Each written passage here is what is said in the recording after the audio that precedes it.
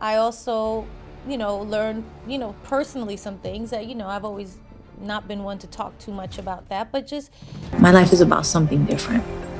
And it became about what I wanted to say. The Diddy case just took a jaw-dropping turn, and now all eyes are on Jennifer Lopez. Word on the street is J.Lo just dropped a bombshell in court, claiming that Diddy ordered a hit on none other than Ben Affleck, her ex. Yes, you heard that right. The pop icon, who once dated both men, allegedly made this statement that sent shockwaves through the courtroom and the entire industry. No one saw this coming. What started as whispers about Diddy's shady dealings has now spiraled into something far more sinister, a possible murder plot buried beneath one of Hollywood's most infamous love triangles. Now everyone's asking the same thing. Why would Diddy want Ben gone? What exactly did J.Lo know? And how far down does this twisted story go? Well, it all started with the federal investigations into Diddy, but things really took a turn when allegedly federal agents reportedly reached out to Ben Affleck. And this wasn't just some routine check-in. They allegedly contacted him with a warning. The story goes that they had uncovered disturbing material, evidence that linked his now ex-wife, J.Lo, to Diddy. Now, that alone would have been shocking, but the fact that the authorities reportedly felt it was serious enough to warn Ben directly, that says a lot. From there, people started digging into Diddy's past, and what they found wasn't exactly new, but it hit different this time. Allegedly, neighbors who used to live near his infamous mansion began recalling strange things they'd seen years ago. Buses pulling up to the property in the middle of the night, not just once, but often. And it wasn't just party guests stepping off those buses, it was underage boys and girls. These weren't isolated memories either. These stories had floated around for a while, mostly brushed off or buried under headlines about Diddy's music and celebrity lifestyle. But now, with real legal pressure mounting, those details suddenly started to matter. And the timing of those late-night arrivals, they often allegedly lined up with the freak-offs people used to shrug it off as part of the scene. But looking back, maybe it wasn't just VIP chaos. Maybe it was something a lot more disturbing, hiding in plain sight. Now word is, once Ben Affleck was pulled in, things began to unravel fast. According to industry whispers, he was shown something that changed everything, allegedly, tapes. Not rumors, not screenshots, but actual footage. These tapes weren't meant to see the light of day. They were reportedly taken during some of Diddy's past parties, the ones people used to talk about in hushed tones, but never openly questioned. The kind of parties that were invite only, packed with celebrities, and had a reputation for going way past what most would consider normal. And here's the part that hit hard. J.Lo was allegedly seen on one of those explicit videos, not just walking through or being in the background, but involved. According to those who claim to have knowledge, it wasn't a good look.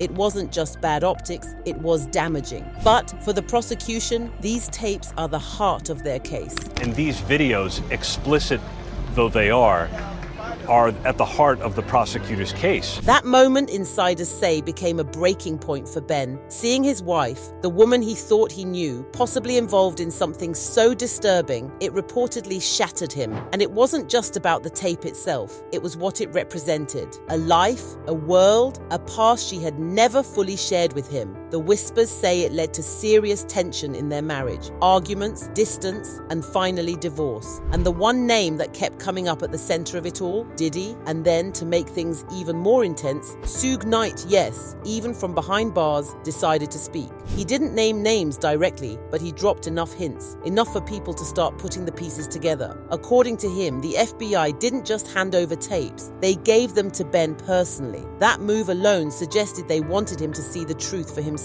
Sure, they probably called the FBI, gave respect, a courtesy call of Ben Affleck.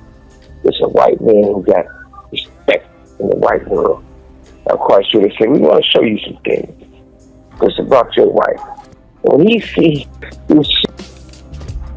that her and Puffy was doing and who they were doing it with, I'm quite sure they gave his ass those tapes. Whatever was on those tapes, it wasn't something he could just brush off. So now what started as a federal case against Diddy was turning into a personal nightmare for both of them. And maybe, just maybe, that was the moment J.Lo decided to flip the script, whether out of guilt or fear. fear that Affleck could be killed. Now let's rewind a little back to where it all may have started. Diddy and J.Lo. They were once Hollywood's it couple, but behind those dazzling photos was a relationship bursting at the seams. Glamour on the outside, chaos on the inside. There were cheating scandals, nightclub shootings, and tabloid drama that never seemed to end. Theirs wasn't just a love story, it was a storm. J.Lo herself even said that they experienced a lot of traumatic things together. God, I mean, we went through some very traumatic events together, you know? Furthermore, she once described that chapter of her life in haunting terms. I was in this relationship with Puff where I was totally crying, crazy, and going nuts. It really took my whole life in a tailspin. It wasn't just about heartbreak, it was trauma. But here's the thing, could we all have missed something deeper? Maybe people have spent so long demonizing J.Lo that no one stopped to ask, was she another one of Diddy's victims? Is that why, after years of silence, she's finally talking now? Is that why she didn't plead the fifth in court, but instead dropped a nuclear bomb that Diddy had put a hit on Ben Affleck? Because maybe for her, this wasn't just about clearing her name. It was revenge, survival, or finally escaping the shadow of a man who had controlled her life for decades. But of course, not everyone's buying it. Some believe J.Lo isn't as innocent as she wants people to think. Yes, she may have been under Diddy's influence, but others argue that all predators were once victims too, and that doesn't erase what's on those alleged tapes. Worse still, some people believe she only spoke up because things got personal. The moment Ben found out what she'd done in her past, the moment their marriage began to crack, she flipped, not for justice, but to save herself and maybe get even. And let's not ignore the whispers that she's always had a thing for younger men, that she crossed lines a long time ago and stayed silent until it was convenient not to, because come to think of it, she was with Diddy, not just publicly, but deeply embedded in his world, his parties, his inner circle, his house. And if we're being honest, do we really believe she didn't know what was going on? All those after-hours parties, the whispers of crimes, the sketchy associates, the rumors that never stopped, and Jennifer was right there through it all, always smiling, always silent. She never spoke up, never even hinted at the darkness that's now being dragged into the light. And maybe that silence is exactly why Diddy once described her as the best girlfriend he ever had. Now, coming from anyone else, maybe that would sound like a compliment. But from Diddy, a man currently entangled in one of the darkest scandals the industry has seen in years, that praise hits different. As one ex-user chillingly put it, if the devil says she was the best, what does that tell you about J.Lo? It's a question that's haunting both the courtroom and the public. Was J.Lo a pawn, a victim, or a willing player in the game? And now that Affleck is caught in the crossfire, now that her marriage collapsed, her secrets surfacing, maybe she's trying to rewrite her role in this twisted story. Maybe exposing Diddy's alleged plot wasn't just a cry for justice. Maybe it was a calculated move, which brings us right back to the courtroom and the moment everything cracked wide open. By now, the alleged testimony from J.Lo has already pulled Diddy's name deeper into a scandal that was already spiraling out of control. But what followed her statement wasn't just shock, it was momentum, the kind prosecutors had been waiting for. Because this case, it's no longer just about what Diddy did to one or two victims behind closed doors. It's about proving something much bigger, that Diddy ran an Epstein-like operation involving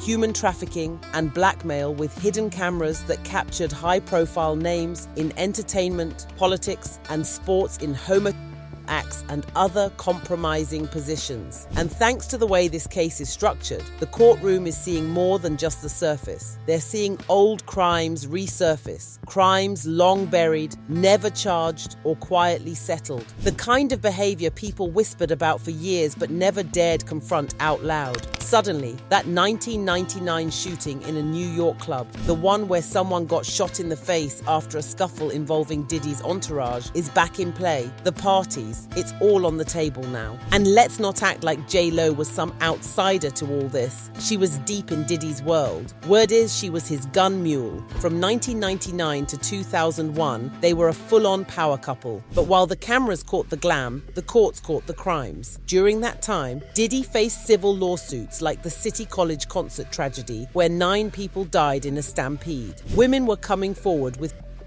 claims going back to the 90s. He allegedly held a woman captive for 4 hours, repeatedly her. He reportedly raped a 16-year-old named Justin Gooch at a Manhattan club. He was arrested for beating a record exec with a phone, bottle, and chair. He and others were accused of and a 13-year-old girl. She escaped naked, searching for help. And through all that, J.Lo was right there. Then things went from shocking to downright sinister. Whispers say J.Lo didn't just give names, she dropped bombs. If Diddy really ordered a hit on Ben Affleck, someone with A-list status and major media presence, that's not a scandal, that's warfare. And with her testimony, whether you believe she's telling the truth out of courage or convenience, has supposedly become the key that unlocked it all. She didn't just name names, she connected dots. Her revelation about Ben Affleck wasn't just a betrayal, it was a pivot point. And just like that, our insiders say that the courtroom wasn't focused on